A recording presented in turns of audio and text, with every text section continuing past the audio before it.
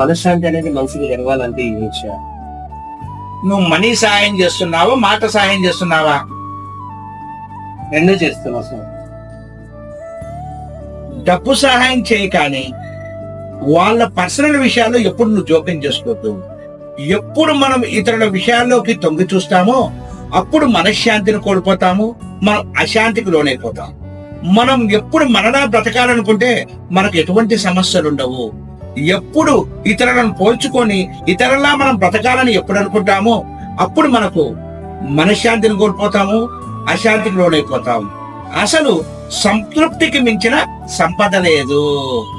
నీకు ఉన్న దాంట్లో తృప్తిగా ఉంటే ఆటోమేటిక్ గా మనశ్శాంతి అనేది కూడా నీకు వచ్చేస్తుంది. భారతీయులందరికీ, దేశ విదేశాల్లో ఉన్నటువంటి భారతీయులకందరికీ 78వ స్వాతంత్ర దినోత్సవ శుభాకాంక్షలు.